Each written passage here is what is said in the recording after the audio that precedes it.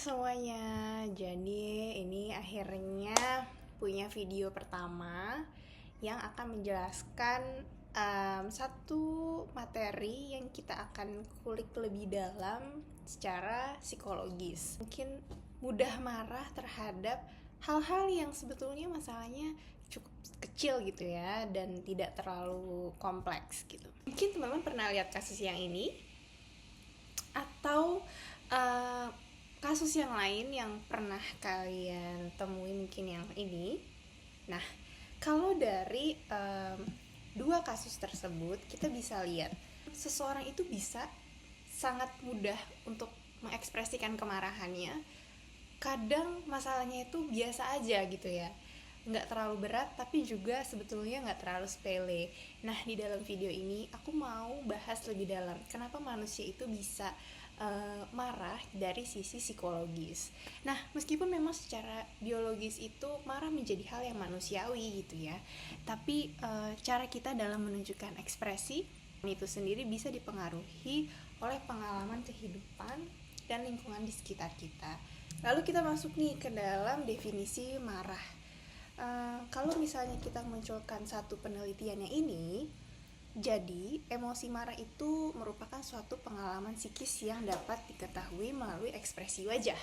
Misalnya kalau marah ekspresinya gimana gitu ya, dan bisa juga verbal ataupun secara pasif, dan perilaku yang agresif. Kalau misalnya kita lihat dari kasus yang dua tadi kita udah munculkan, nah menurut teman-teman itu masuk ke dalam ekspresi yang mana? Apakah yang pasif ataupun yang agresif? Dari hasil penelitian yang ini menunjukkan bahwa masyarakat Indonesia itu dalam mengekspresikan emosi marah cenderung pasif. Nah, kalau menurut kamu gimana? Di dalam penelitian ini ternyata emosi itu menjadi suatu proses penyampaian peran subjektif terhadap orang lain mengenai suatu peristiwa yang dialaminya. Apa bedanya marah sehat dan marah yang merusak? Ekspresi marah pada individu dapat diklasifikasikan ke dalam bentuk yang mencerminkan beberapa bagaimana seorang mengelola emosinya. Jadi, kemarahan itu dapat diekspresikan melalui anger in, cenderungan menekan emosi marah tanpa menampakkannya keluar gitu. Ada juga namanya anger out, yaitu meluapkan kemarahannya secara eksplisit baik dari kata-kata maupun tindakan yang agresif ataupun tindakan kecil secara eksplisit itu menunjukkan kemarahannya. Dan ada yang namanya juga anger control. Kalau anger control dia mampu mengelola dan merespon kemarahannya secara bijaksana. Sementara itu dikelompokkan juga ekspresi marah ke dalam kategori yang under control dan juga over control. Individu yang tipe kemarahannya itu under control memiliki kesulitan dalam mengendalikan emosinya sehingga cenderung bereaksi secara impulsif. Sedangkan individu yang over control cenderung menekan kemarahannya hingga akhirnya meledak saat tidak lagi mampu menahannya. Nah, kalau menurut teman-teman, kira-kira yang baik itu dalam mengekspresikan kemarahan tuh yang mana? Kalau misalnya kita lihat lagi, asal-usul dari emosi marah itu apa sih? Asal-usul emosi marah itu berasal dari aspek evolusi. Kenapa? Karena fungsi marah itu bisa digunakan dalam bertahan hidup. Misalnya, marah pada manusia itu berkembang sebagai respon evolusioner terhadap ancaman fisik atau sosial yang dapat mempengaruhi kelangsungan hidup. Kalau secara biologis, marah itu memicu reaksi fisiologis seperti peningkatan adrenalin dan kesiapsiagaan tubuh untuk bertindak, baik untuk melawan ataupun untuk melarikan diri, fight or flight gitu ya, dari bahaya yang kita hadapi.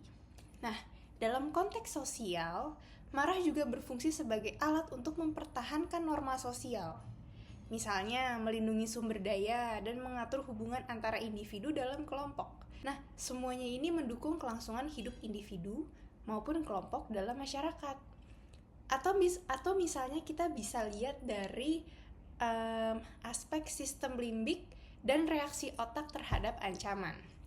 Nah, berdasarkan dari penelitian Rosbandi dengan judul penelitian proses neurologis dalam perkembangan otak remaja, Jadi otak kita itu mendeteksi ancaman dulu nih. Ketika ada ancaman, informasi ini diterima oleh indera dan dikirim ke talamus untuk diproses.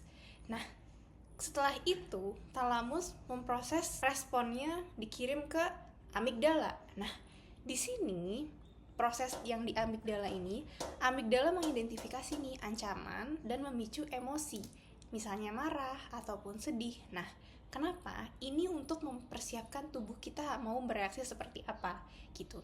Lalu muncul yang namanya reaksi fisiologis.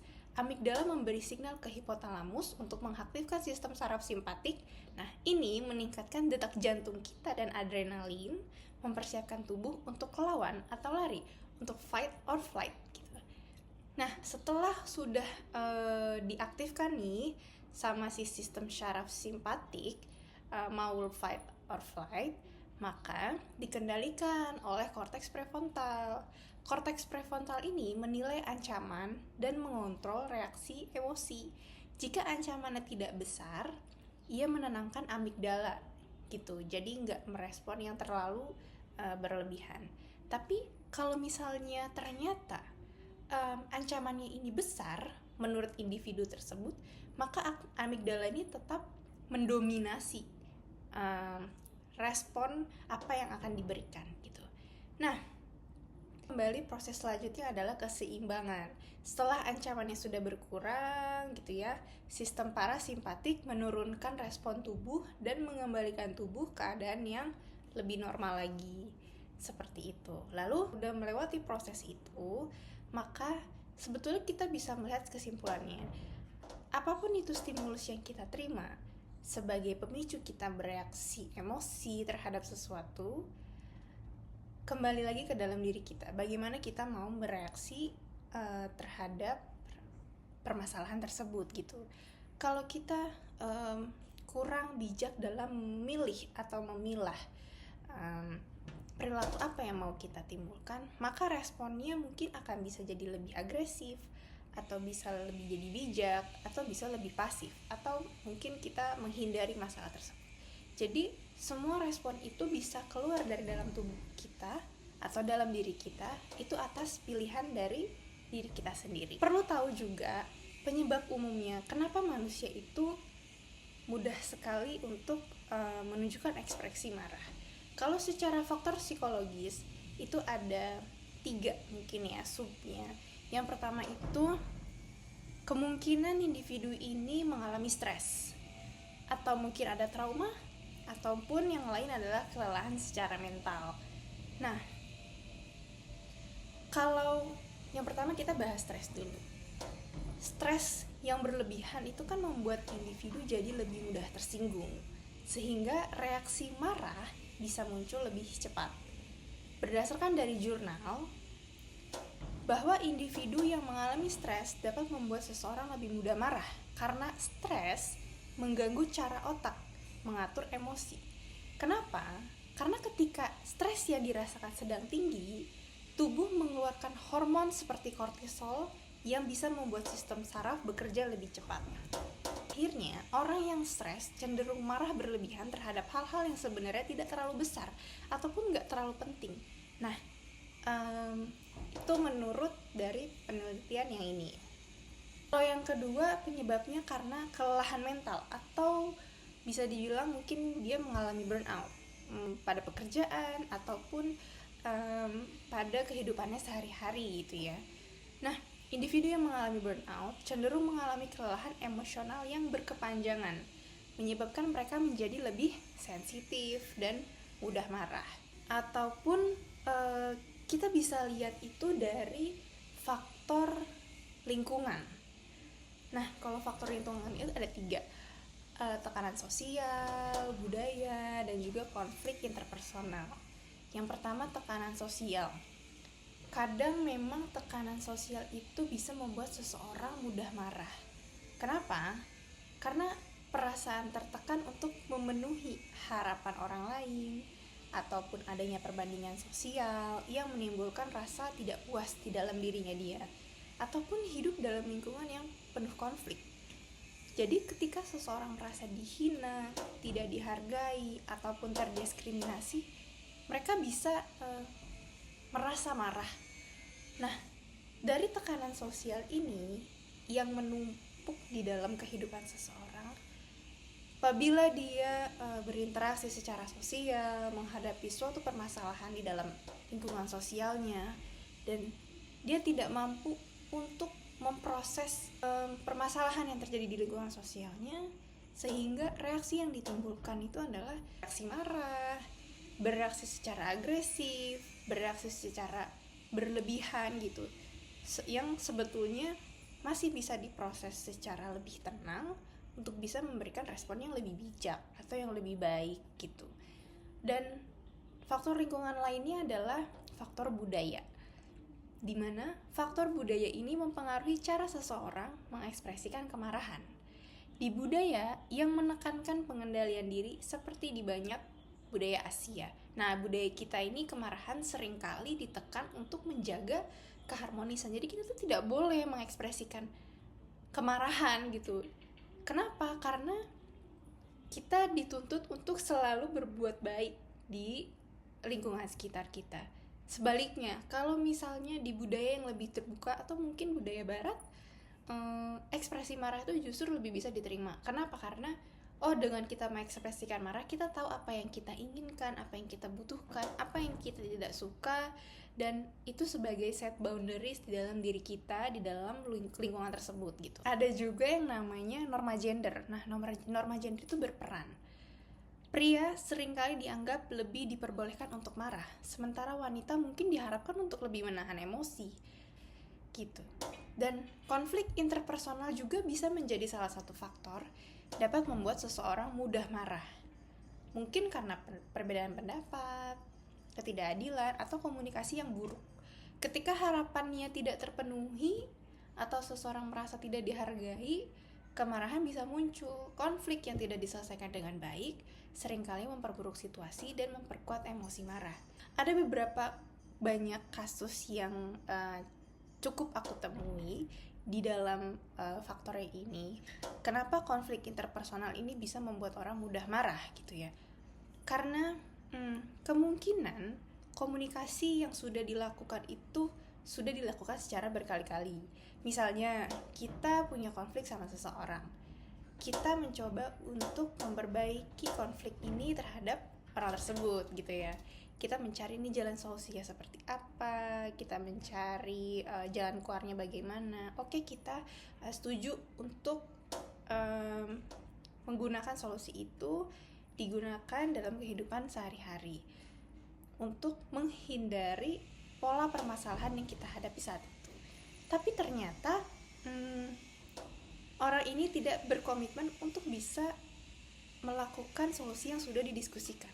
Nah, hal ini bisa memicu kemarahan kembali pada seseorang yang menjadi lawan bicaranya, dan kemungkinan ini akan memicu diri kita marah menjadi lebih meningkat lagi nih dari yang sebelumnya.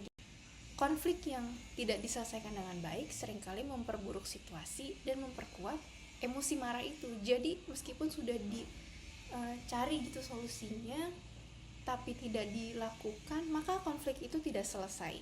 Maka akan terulang polanya dan emosinya semakin kuat, semakin tinggi, dan tidak terselesaikan.